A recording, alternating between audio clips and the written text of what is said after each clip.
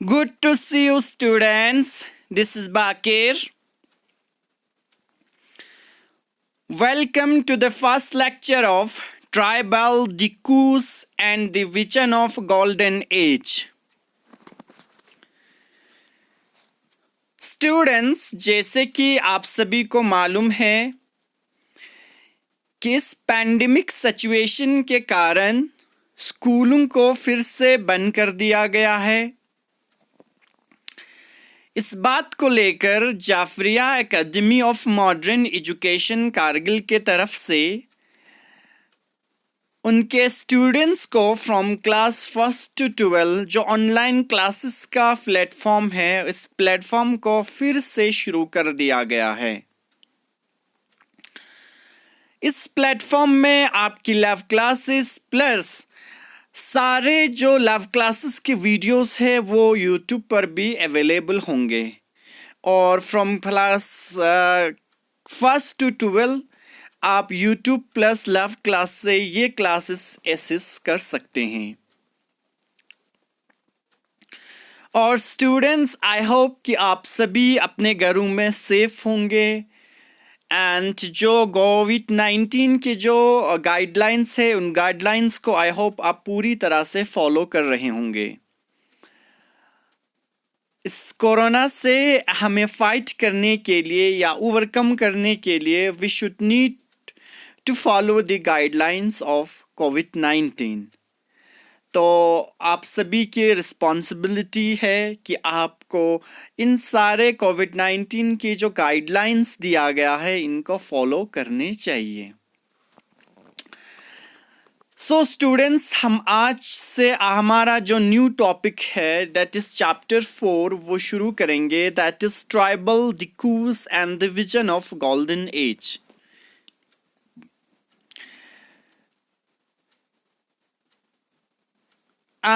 Students, tribals discourse and the vision of golden age. Discourse यहाँ पर that means the outsiders को portray कर रहा है। समहाउ आउटसाइडर्स उस टाइम पे कौन थे? They were the obviously they were the Britishers.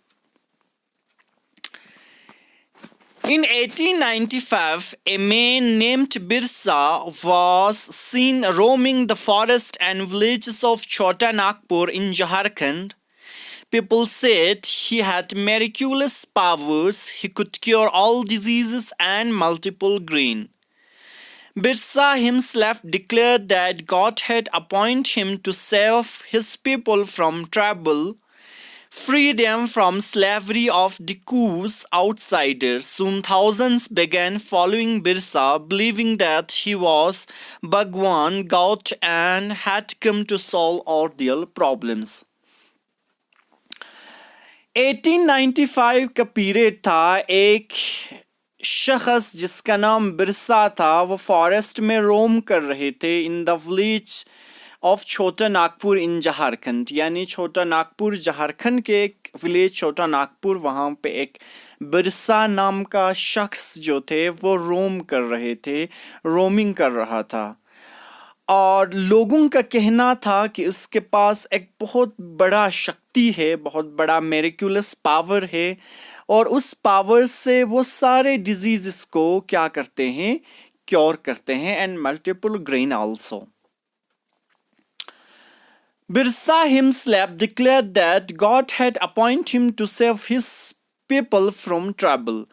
Birsa खुद का भी समहाउ ये कहना था कि गॉड ने मुझे अपॉइंट किया है इसलिए ताकि मैं अपने लोगों को बचा सकूं, बहुत सारे जो परेशानी है उनसे अपने लोगों को सेव कर सकूं, इसलिए मुझे गॉड ने अपॉइंट किया है।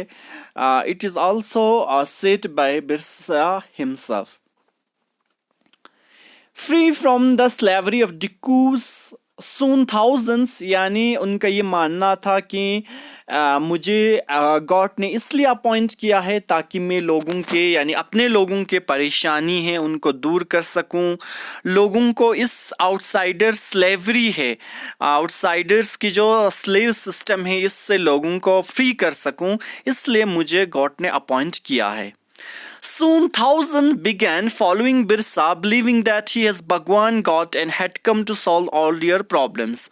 अब धीरे धीरे क्या हुआ स्टूडेंट्स कि धीरे धीरे ये हुआ कि बहुत सारे लोग बिरसा पे बिलीव करने लगे, यकीन करने लगा और लोग भगवान मानने लगे और सारे लोग विश्वास करने लगा बिरसा के ऊपर और ये कहते थे कि वो लोगों के जो परेशानी है उन परेशानी को क्या कर देते हैं, समहाउ दूर कर देते हैं.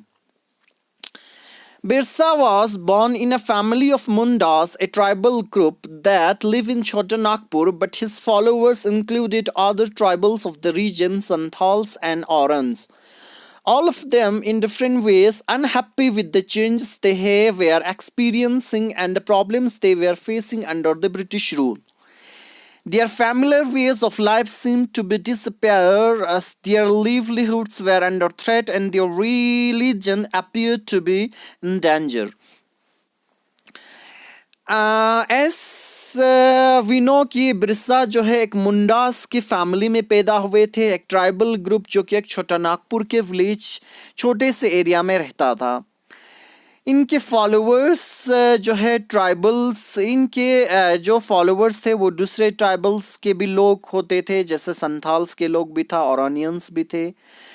और ये सारे जो लोग थे वो बहुत ज़्यादा अनहैप्पी थे, नाखुश थे, क्योंकि जो चेंजेस हो रहा था अंडर द ब्रिटिश रूल्स, उन चेंजेस को लेकर ये लोग काफ़ी हद तक क्या थे, they were unhappy with their experiencing problems facing under their British rule. Under the British rule, जो ब्रिटिश रूल के अंदर जो प्रॉब्लम फेस कर रहे थे, जो एक्सपीरियंस कर रहा था, जो चेंजेस हो रहे थे, उन चेंजेस से ये लोग काफ़ी क्या थे, खुश नहीं थे.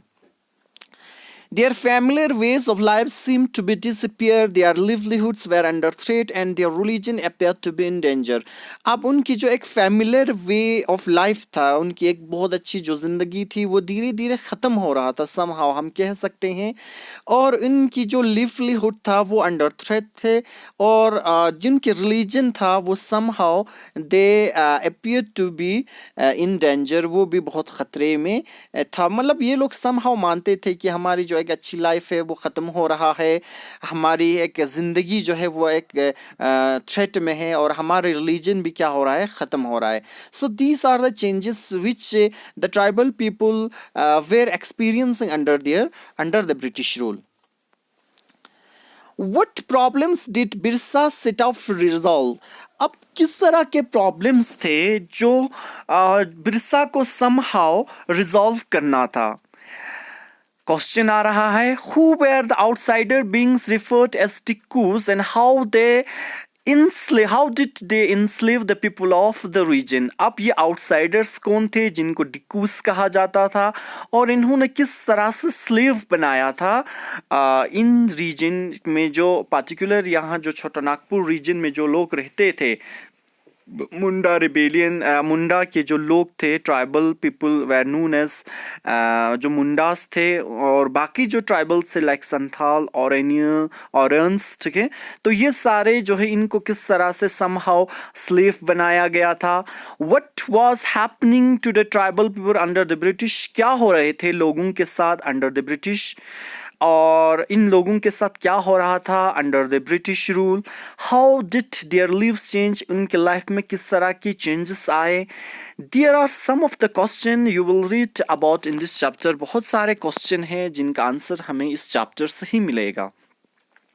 तो बहुत सारे क्वेश्चन क्या क्या है कि किस तरह से बिरसा मुंडा ने इनकी प्रॉब्लम्स को रिजॉल्व किया, ये आउटसाइडर्स कौन थे, इनको किस तरह से स्लेव बनाया था, किस तरह के प्रॉब्लम्स का फेस करना पड़ा इन लोगों को अंडर द ब्रिटिश, और इनकी लाइफ किस तरह से चेंज हुए. So these are the questions which we will get answer in this chapter, जब हम इस चैप्टर को पूरी तरह से एक बार रीड करेंगे.